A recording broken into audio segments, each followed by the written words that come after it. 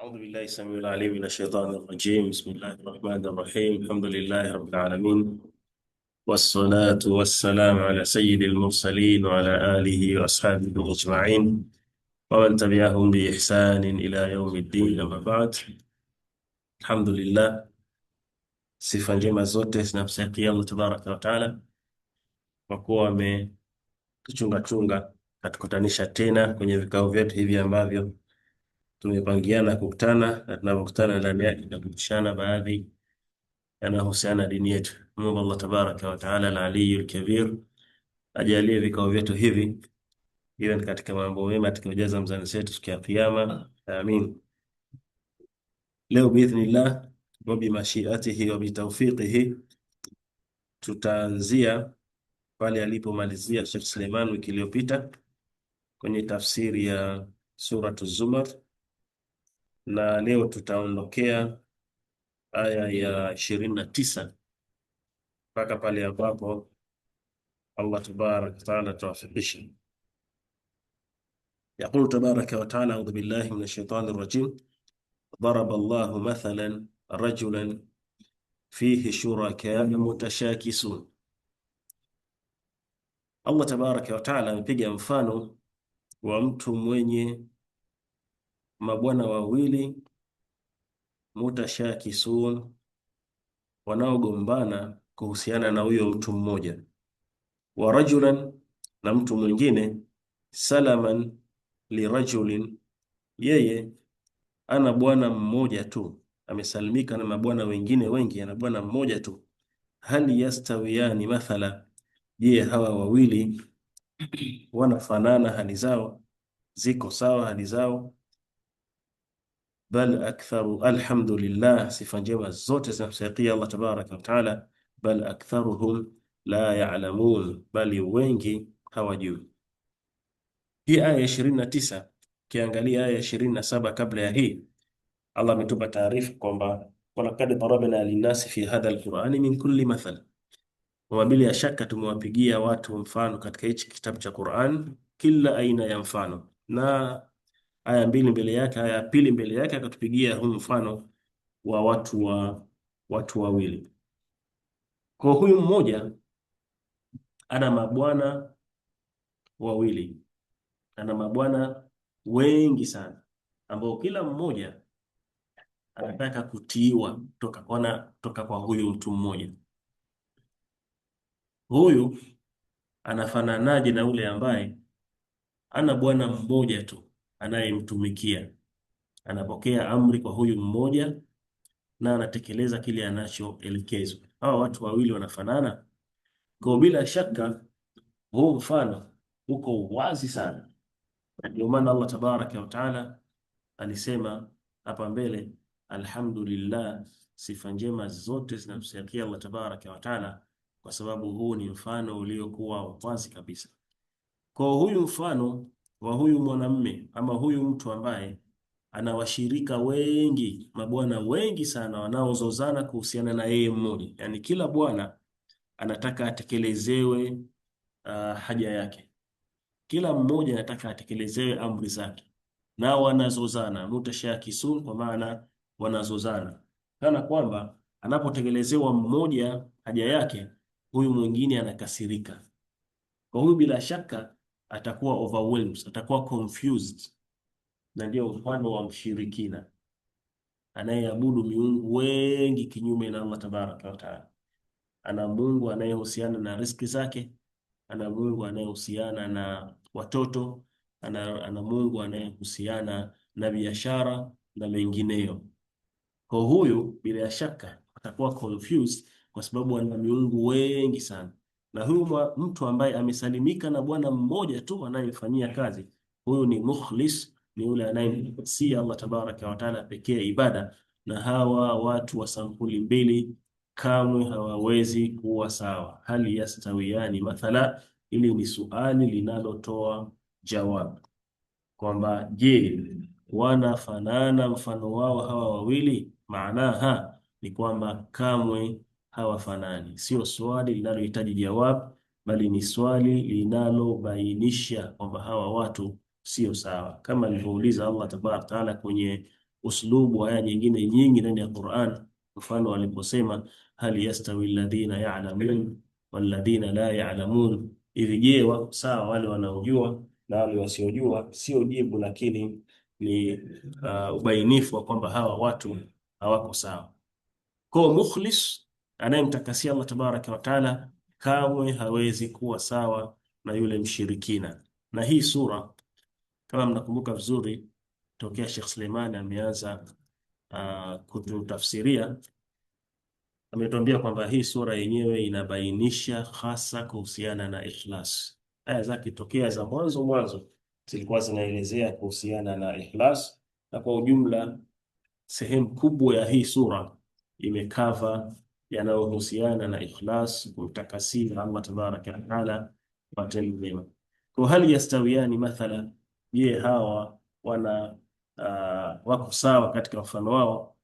Bal aktharuhum la ya'lamun, kama hawawi sawa, bali wengi hawajui, na ndio maana waendelea kumshirikisha Allah tabaraka wa taala. Aya inayofuata Allah tabaraka wa taala anasema innaka mayitun wa innahum mayitun, hakika wewe Mtume Muhammad sallallahu alaihi wasallam utakufa na wao pia watakufa. Almaut ni jambo ambalo Allah tabaraka wa taala ameshalihukumu ya kwamba kila kiumbe atakufa pale ambapo muda wake utakapofika. Hakuna atakayesalimika na kifo. Naomba Allah atuhurumie pale atakapochukua roho zetu. Na hii aya yambainishia Mtume Muhammad sallallahu alaihi wasallam na wale wanaomfuata, pamoja na utukufu wa Mtume Muhammad sallallahu alaihi wasallam na ubora kuliko wengine aliyowaumba Allah tabaraka wa taala, lakini bado yakisha kumaliza yale masiku aliyokadiriwa kuishi atakufa na wanaomfuata nao pia watakufa. Kwa kama Mtume Muhammad sallallahu alaihi wasallam yeye atakufa, iweje kwa wengine wasiokuwa yeye? Maana kama ingekuwa kuna mtu akubaki milele ingebaki yeye, lakini kama yeye atakufa, basi au wengine ni aula ama kwenye daraja chini ya Mtume Muhammad sallallahu alaihi wasallam, wanao bila shaka watakufa. Na kwenye aya nyingine Allah tabaraka wa taala amemwambia Mtume Muhammad sallallahu alaihi wasallam, wama ja'alna li basharin min qablika al-khuld afa in mitta fahuwal khalidun, wala sisi hatujamjalia yoyote kabla yako kuishi milele, hivi wewe ukifa basi wao ndio watakaa milele. Kwa kuonesha kwamba kila nafsi ikifika muda wake basi hiyo itakufa. Na hii aya na nyingine ndizo ambazo alizozitumia Abu Bakar Siddiq radhiallahu anhu pale alipokufa Mtume Muhammad sallallahu alaihi wasallam, na ikawa umma mzima umetafaranika. Ilipotoka taarifa ya kwamba Mtume Muhammad sallallahu alaihi wasallam amekufa, za akili za watu wenye akili mfano wa Umar radhiallahu anhu, pia akili yake ilipata kiu, ikawa haelewi na haamini kama kweli Mtume Muhammad sallallahu alaihi wasallam amefariki, sikwambii na wengine. Kwa Sayyidina Abubakar radhiallahu anhu aliitumia hii aya na nyinginezo kwa kuwakumbusha kwamba Mtume Muhammad sallallahu alaihi wasallam naye ni mwanadamu, anapitikiwa na yale ambayo wanadamu wengine wanayapitia, mfano wa kufa, na akawakumbusha hii aya innaka mayitun wa innahum mayitun, na akawasomea nyingine inayosomeka wama Muhammadun illa rasulun qad khalat min qablihi ar-rusul, hakuwa Mtume Muhammad sallallahu alaihi wasallam bila ni mjumbe, wamepita kabla yake mitume wengi, afa imata au kutil, hivi yeye akifa au kuwawa, inqalabtum ala aqabikum, hivi ndio kweli mtarudi katika vitimbi vyenu na visigino vyenu. Kwa hii aya na nyingine ndio aliyotumia Abubakar radhiallahu anhu kuwakumbusha waumini kipindi ambacho wamechanganyikiwa kuhusiana na kifo cha Mtume Muhammad sallallahu alaihi wasallam. Kwa hii aya bainisha kwamba watu watakufa, lakini la msingi zaidi baada ya kuteremshwa hii aya, watu watakiwa wajishughulishe na kile kinachofuata baada ya kufa. Maana kama kuna kitu mtu anatakiwa awe na hakika nacho kuliko chengine, anatakiwa awe na hakika kwamba muda wowote anaweza kufa. Na baada ya kufa kuna maisha mengine, kuna maisha ya barzakh ambao nao yahitaji vile vile maandalizi. Na baada ya maisha ya barzakh kuna kufufuliwa, kuna kukusanywa, kuna kuhesabiwa, alafu kuna kulipwa. Kwa hii series ya matukio yote yahitaji mtu kujiandaa nayo, na yote bifadhlillah tumepewa maelekezo kupitia kwa Mtume Muhammad sallallahu alaihi wasallam. Nilikuwa na kujadiliana kitu na mmoja kati ya staff wenzetu, akawa ameniambia, amejaribu kuuliza mpaka kwenye ile chat GPT kwamba what comes after death. Kwa hiyo imeshindwa kumpa majibu halisi ya nini kinafuata baada ya si katika sisi kiimani. Kwa hiyo aliuliza, anaambia mpaka pia bado nimeshindwa kujua what comes next after death.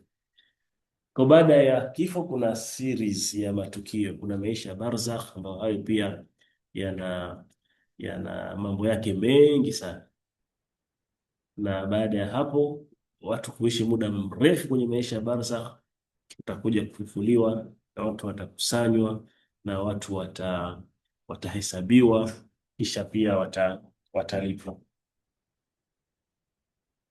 Kisha Allah tabaraka wa taala aya inayofuata akatuelezea baadhi ya yanayofuata baada ya watu kufa, innaka mayitun wa innahum mayitun. Kisha nini kinafuata? Inafuata vingi sana, lakini baadhi ya yanayofuata ni hiyo aya inayosema thumma innakum, inayofuata thumma innakum yawma alqiyamati inda rabbikum takhtasimun. Kisha bila ya shaka siku ya kiyama nyinyi mtakwenda kugombana mbele ya Mola wenu mlezi.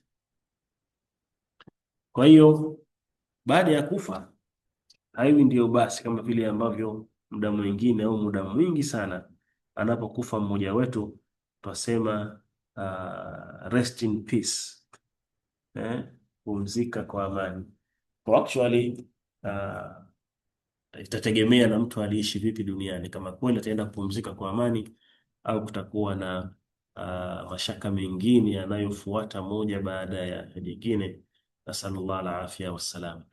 Kwa thumma, kisha baada ya hicho kufa. Manake thumma mara nyingi kwenye lugha ya Kiarabu anasema ya maanisha tartib.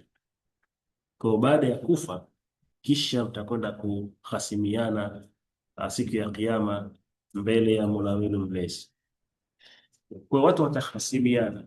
Allah tabaraka taala hapa duniani amedefine na kuweka wazi haki ya kila mtu na wajibu wa kila mtu aliyokuwa nao. Kwa hiyo watu watahasimiana siku ya kiyama. Baba atahasimiana na mwanawe na kinyume chake, mke aweza hasimiana na mumewe na kinyume chake, dhalim atahasimiana na yule aliye mdhulumu, aliyepotea naye atahasimiana na yule aliyeongoka, mpaka wanyama watahasimiana mbele ya Allah tabaraka taala, kwa maana watagombana. Kwa hata mbuzi aliyepigwa pembe na mbuzi mwingine pia watakwenda kuhasimiana mbele ya Mola mlezi. Kwa yule anayeacha haki ya mwenzake au akaacha wajibu uliowake juu ya mwenzake, basi siku ya kiyama Allah tabaraka wa taala atakwenda kusikiliza uhasama ulioko baina yao. Kwa hiyo ni muhimu sana kila mtu akachunga haki iliyoko juu yake na haki iliyoko juu ya mwenzake, ili watu wasije wakaenda kuhasimiana yaum alqiyama, na Allah tabaraka wa taala ni mwenye kuhukumu kwa uadilifu. Kisha Allah aendelea kusema faman adlam mimman kadhaba ala Allahi wa kadhaba bisidqi idh jaahu alaysa fi jahannama mathwan lilkafirin. Basi ni nani aliyekuwa dhalimu mkubwa kuliko yule ambaye anamsingizia uongo Allah tabaraka wa taala na kukanusha kweli pale ilipomfikia. Alaysa fi jahannama mathwan lilkafirin, je, siyo katika jahannam makaazi ya hao makafiri.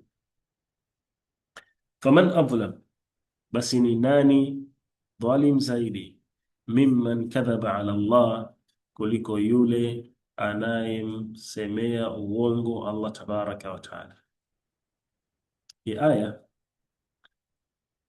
yazungumzia hasa washirikina, kwa kuwa wao ndio waliomzuilia uongo wa juu Allah tabaraka wa taala kwa kumfanyia pamoja naye miungu wengine wengi sana, kisha wakamwabudu pamoja naye, na wakadai vile vile ya kwamba malaika ni watoto wa kike wa Allah tabaraka wa taala, na akasema kwamba Isa ni mtoto wa Allah tabaraka wa taala.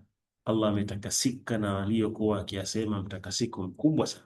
Kwa waliomzulia uongo mkubwa zaidi Allah tabaraka wa taala ni washirikina, waliomfanyia kwamba yeye ana miungu wengine wengi ambao wapaswa kuabudiwa nao, na kwamba malaika ni watoto wake wa kike na Isa na Usair ni watoto wa Allah tabaraka wa taala. Allah ametakasika na hayo wanayoyasema mtakasiko mkubwa sana. Kwa faman adlam mimman kadhaba ala Allah, kwa maana aliyekuwa dhalimu zaidi ni huyu ambaye anamzulia uongo Allah tabaraka wa taala, wakadhaba bisidqi, na kisha akawa amekanusha haki, ama amekanusha ukweli, idh jaahu, pale ulipomjia. Wakadhaba bisidqi imetafsiriwa pia kwamba asidqi ni Mtume Muhammad sallallahu alaihi wasallam, kona akamkadhibisha Mtume Muhammad sallallahu alaihi wasallam pale alipomjilia, au akakadhibisha yale ya kweli aliyokuja nayo Mtume Muhammad sallallahu alaihi wasallam. Kwa hakuna yoyote aliyekuwa dhalim zaidi kuliko huyu, kwa sababu amekusanya udhalimu wa aina mbili. Kwa kwanza kumzuilia Allah tabaraka wa taala, lakini udhalimu mwingine wa pili ni kule kuikadhibisha haki ama kukadhibisha ukweli pale ulipomjilia. Ndio maana akawa ni dhalim zaidi kuliko mwingine yoyote, kwa sababu amekusanya dhulma za aina mbili. Kisha Allah anasema walladhi jaa bisidqi, na yule aliyeleta ukweli, wasaddaqa bihi, na akathibitisha, ulaika humul muttaqun, hao ndio hasa wacha Mungu. Walladhi jaa bisidqi wasaddaqa bihi, na yule ambaye amekuja na ukweli, ambaye ni Mtume Muhammad sallallahu alaihi wasallam. Pamoja na kwamba yasemwa aliyekuja na ukweli pia ni Jibril alayhi salam, wasaddaqa bihi, na akausadikisha kwa maana ya Mtume Muhammad sallallahu alaihi wasallam. Lakini min haythu aljumla yasemwa aliyekuja na ukweli, walladhi jaa bisidqi huwa Rasulullah sallallahu alaihi wasallam, wasaddaqa bihi, na akausadikisha kwa maana waumini na waliomfuata Mtume Muhammad sallallahu alaihi wasallam, ulaika humul muttaqun, hao hasa ndio wamchao Allah tabaraka wa taala. Kwa vile wao wamesadikisha yale aliyokuja nayo Mtume Muhammad sallallahu alaihi wasallam, wana malipo kutoka kwa Allah tabaraka wa taala. Ndio maana anasema lahum ma yashauna inda rabbihim, watapata kile watakacho kutoka kwa Mola wao mlezi, fil janna, dhalika jazaa'ul muhsinin, hayo ndiyo malipo ya watendao wema. Lahum ma yashauna inda rabbihim, watapata kile wakitakacho mbele ya Mola wao mlezi, kwa maana ya janna. Hapa duniani kamwe huwezi kupata kila ukitakacho. Kwa Allah anaposema lahum ma yashauna inda rabbihim, watapata kila wakitakacho, maanisha fil janna, kwa sababu duniani hakuna hila, kwa maana hakuna namna ya mtu kupata kila anachokipata. Atapata baadhi ya anachokitaka, au yawezekana pia asipate kabisa. Kwa fil janna ndio mtu atapata kila anachokitaka, lahum ma yashauna inda rabbihim, atapata kila anachokitaka mbele ya Mola wake mlezi. Dhalika jazaa'ul muhsinin, hayo ndio malipo ya wale wafanyao mema. Liyukaffira Allahu anhum aswa alladhi amilu wa yajziyahum ajrahum bi ahsani alladhi kanu ya'malun, ili Mwenyezi Mungu, ili Allah tabaraka wa taala awafutie uovu wa yale walioyafanya, wayajziyahum ajrahum, na walipe ujira wao, bi ahsan, kwa uzuri zaidi, alladhi kanu ya'malun, kwa wema waliokuwa wakiutenda. Kwa liyukaffira Allahu anhum aswa alladhi amilu, ili Allah tabaraka wa taala apate kuwafutia uovu wa yale waliokuwa wakiyafanya. Allah tabaraka wa taala baada ya kueleza yaliyopita kwamba atawaingiza ndani ya janna, watapata kila wanachokitaka, lakini pia watafutiwa uovu wa yale waliokuwa wakiyafanya. Kisha Allah atawalipa ujira wao kwa uzuri zaidi wa yale waliokuwa wakiyafanya.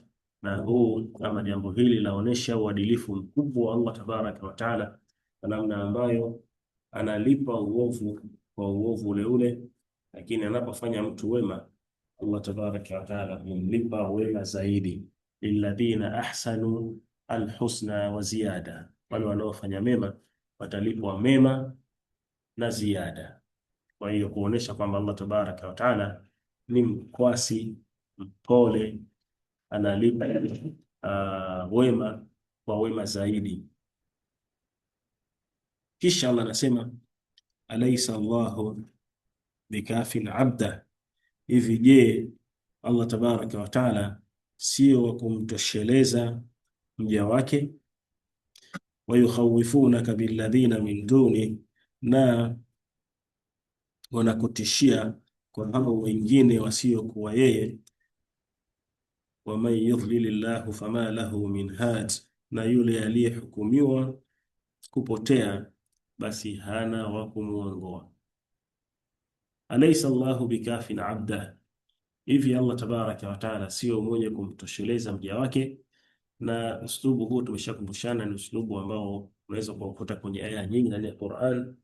Unaona kama ni swigha ya swali, lakini ni jawab analotupa Allah tabaraka wa taala kwamba alaysa Allahu bikafin abda, hivi Allah tabaraka wa taala sio mwenye kumtosheleza mja wake, kwa maana yeye ni mwenye kumtosheleza mja wake.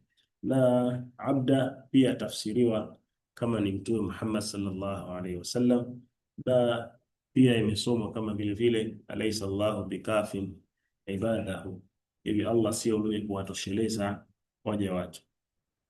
Kwa anayemtegemea Allah tabaraka wa taala, huyo Allah tabaraka wa taala atamtosheleza.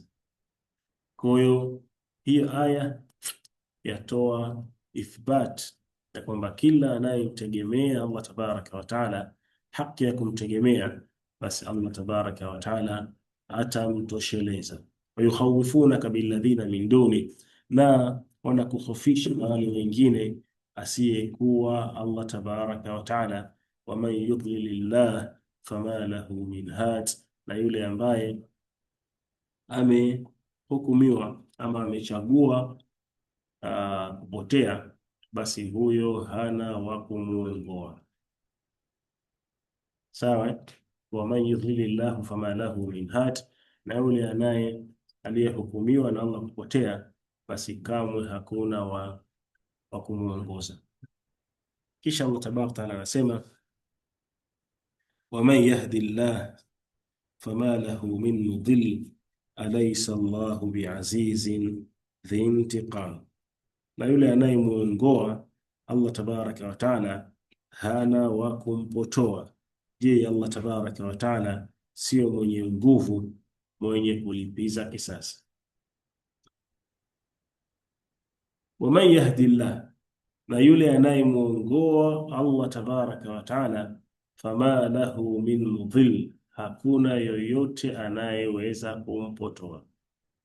Alaysa Allahu biazizin, hivi Allah tabaraka wa taala sio mwenye nguvu, bintiqam, mwenye kulipiza kisasi. Hizi aya ukizisoma unaweza kuona kwamba Allah tabaraka wa taala hakufanya uadilifu kwa namna ambayo wengine amewaongoa, wengine amewapoteza, lakini in real sense Allah tabaraka wa taala waja wake wote amewapa sababu za uongofu, sababu za uongofu.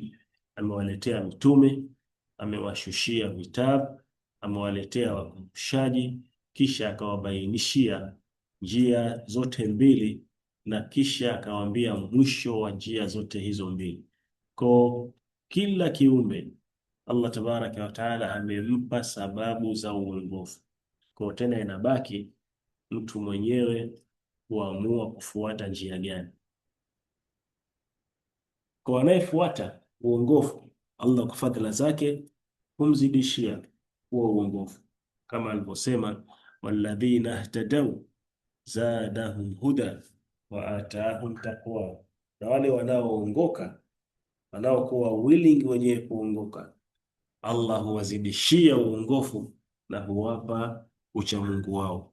Na akasema pia kuhusiana na watu wa Ad pale aliposema, wa amma adun fahadainahum, ama watu wa Ad wote sisi tuliwaongoa, kwa maana wote tuliwapa sababu za wao kuongoka. Fastahabbu al-ama ala al-huda, lakini wao wakapendezewa na upofu kuliko uongofu.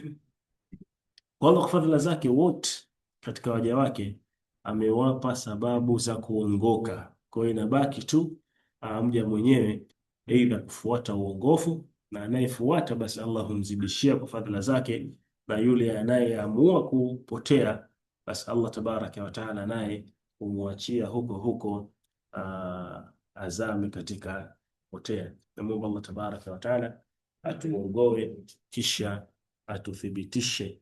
Naomba nifikie hapo, kama kuna nyongeza Sheikh Suleiman. Alhamdulillah, shukuru Allah subhanahu wa ta'ala. Tunamwomba haya tuliyopata iwe ni sababu